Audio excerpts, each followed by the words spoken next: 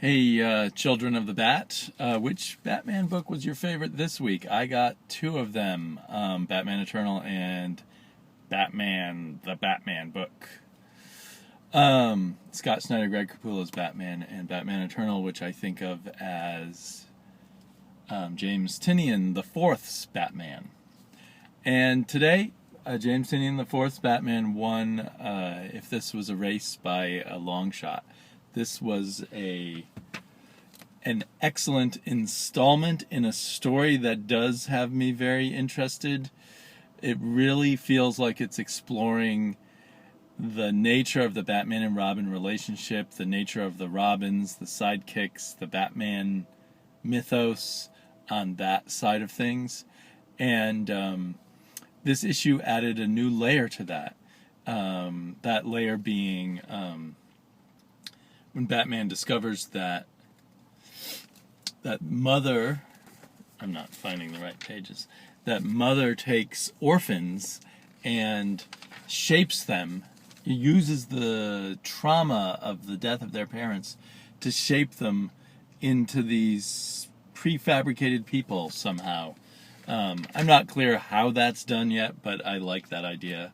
And it's in the flashback section, it's revealed to Bruce Wayne that one of the things Mother does is take young girls and shape them into ideal wives for billionaires. This billionaire paid $40 million for his ideal wife. And that was kind of the only moment where like we've talked before about how there's always contrivances and sillinesses in stories like these, but it's a matter of whether the writer finesses it well, and certainly the artist helps them finesse it too, to make us buy into it and keep going with the story and let the plot points add up. And there was just that little niggle in my head of like, 40 million? Do you really, given how cheap regular human trafficking is, I mean, that's a sad reality. Do you really, wouldn't 10 million be a more, or even 5 million or 2 million be a reasonable amount for a sort of custom-made wife? 40 million? You could buy many wives with that go through. Anyway. That's was just being picky. And the other little niggle was how easy this guy told Bruce Wayne at the party about how he'd purchased his wife for $40 million. And how he just assumed that Bruce Wayne would think that's a cool thing. Although I like that he assumed that. But a little extra finessing there would have helped me. But overall, James Tynion, who is a writer that I often have a little trouble with, did an excellent job of putting all of this together. I think he's had Scott Snyder's help, I think, with the plot, but I have a feeling he's the lead guy. His name comes first over Snyder's name in the regular credits, not on the cover because they're trying to sell the book. So I'm starting to feel like Tynion has grown up as a writer. As you know, this is kind of being repetitive, but as you know, I have in the past thought he was pushed forward because he was Scott Snyder's buddy and friend and student. He was pushed forward into the limelight too quickly. He didn't have to climb up the ladder like most people did, and it really showed. But now I'm feeling some confidence in him. I didn't have any of those Tynion moments in this book, or what I used to think of as Tynion moments. And I also really liked the Tony S. Daniel art. I think my favorite thing about it, so it may partially have to do with the inkers, is just the use of line, the use of shadow. I thought the storytelling was good. There's someone on Twitter, not someone, Luke on Twitter warned me about the noses. And I'm not sure if I would have noticed the noses because I was just pretty wrapped up in the story.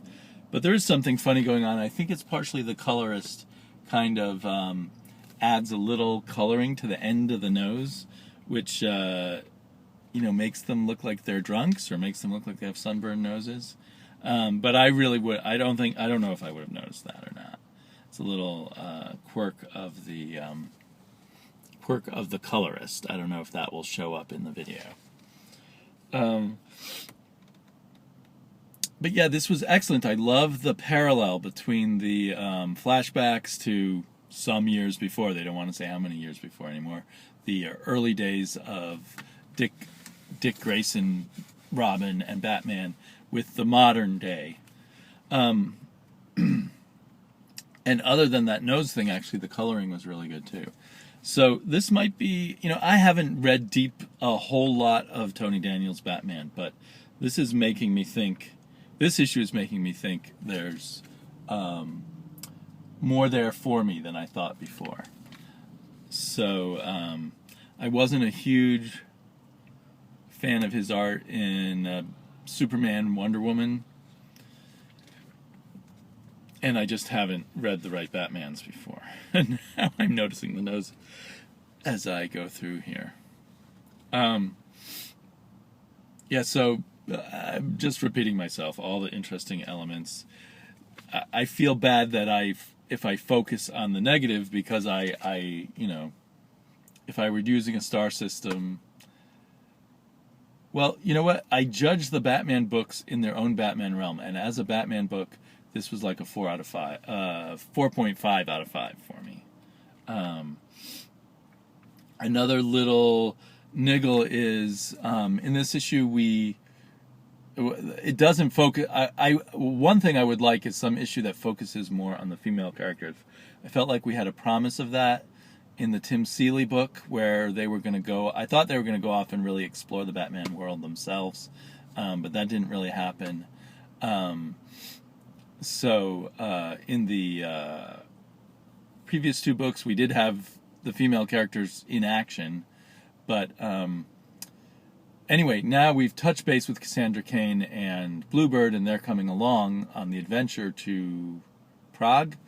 But where is Spoiler? I've lost track of her. Is she just with Red Robin, who is not coming along because he's mad at Dick?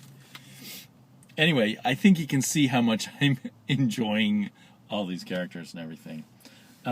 So I really look forward to the next issue, which is going to be written by Genevieve Valentine. And I did not follow up with her work on Catwoman. I just decided it wasn't what I was in the mood for.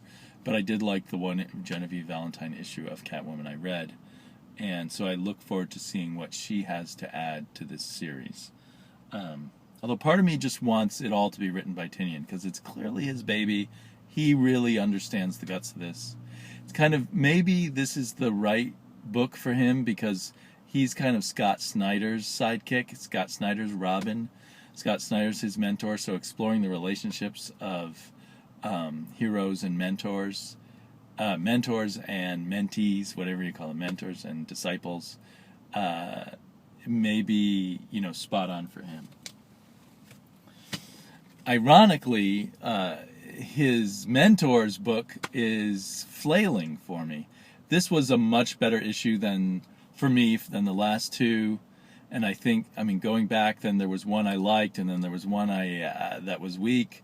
So there was one, in terms of the chronology of Super Heavy, this is part 6 of Super Heavy, so I guess part 4 of Super Heavy sucked me in, part 5 spit me back out.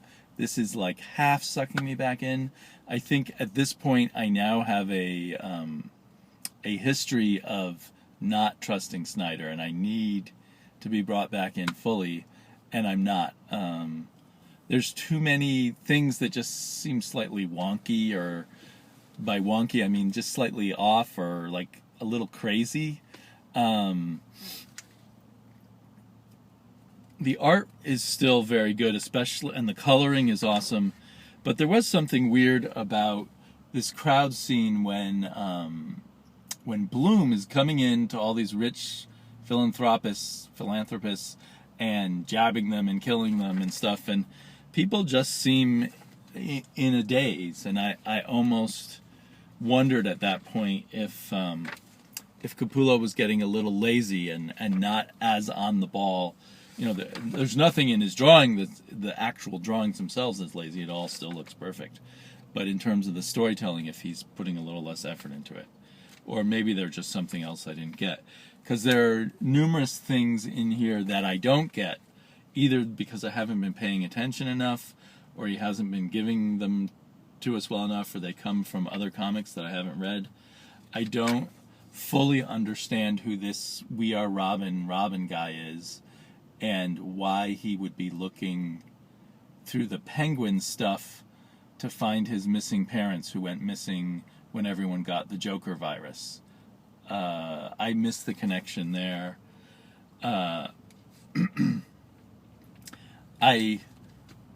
guess I understand the shower scene with Bruce Wayne getting engaged, etc. But I don't grok it. I don't get it. Like, I couldn't even. I feel like we should have been given more about his relationship with this woman earlier in the story, not in part 6. For a part 6, this does feel like the middle of a story. Like we could go on to part 10 or part 11 before this is done. And yet the story itself doesn't seem like there's enough story to warrant that many parts. Bloom is still an interesting villain, although his long speeches about how, his long monologue while he's killing people about how I'm one of you and I have these feelings about Gotham that you do and everything. Clearly he's being ironic or making fun of them or saying the opposite of what he feels. I'm not sure what I'm supposed to get out of that. We get a lot of it. Joshua Hayes in his awesome reviews, all his reviews are awesome, in his awesome review of this issue, talked about all these long monologues that seemed maybe just to show that, I don't know, I might be putting words in Joshua's mouth, but it seemed to just be sort of trying to show off all that Snyder knows and everything. But to me, this one and the one by the Robin, the We Are Robin guy, where he does a long monologue, and someone else does a long monologue, it reminds me of a play, kind of one of those less realistic theatrical plays where someone stands up on stage and does a monologue that's intended both to be kind of poetic and to just tell the audience a lot of stuff, rather than a naturalistic kind of way of dramatizing things. And I think that Snyder has an idea with these long monologues, but I'm not sure what his idea is with them. This isn't something new, but it's, as Joshua pointed out, it's working less here. I do love this picture right here by Capullo with a bunch of bizarre-looking villains showing up to greet this this We Are Robin boy. Yeah, I still, we're 6 parts in, I don't get who Bruce Wayne is now. There's just so much I don't get. I do like the idea of this old Bloom alley where, 100 years ago people used to go to help the poor by buying flowers from homeless kids or poor kids. I do like that, the spoiler, as I always do in these videos, that at the end, Bloom seems to have control of the Robobat. I wonder, is he working with, what's her name, Powers? Is it Jerry Powers? That's another thing I don't get. I just don't get the relationship between Gordon and Jerry Powers in this arc. Gordon seems like this almost passive, I'll do what you want kind of character. Isn't he he's a leader of men. He's run one of the biggest police forces in the country, presumably for quite a while. He's a take action, no bullshit kind of guy, but it seems like he's taking a whole bunch of bullshit. He's not questioning things, and he's letting this Jerry Powers person take command. There's a little nod to Commissioner, what's her name, the woman who is now the commissioner, but she even sort of stands on the sides just looking kind of dumb, or not dumb, but kind of blank. she's not even in most of the pictures where Jerry Powers and Gordon talk. And who is Powers? Are we supposed to really believe her that she wants to take back the cities? Is she even really from Gotham? She's just a representative of a company. There's just so much that's ungelled. While this book is gelling, this book is ungelling.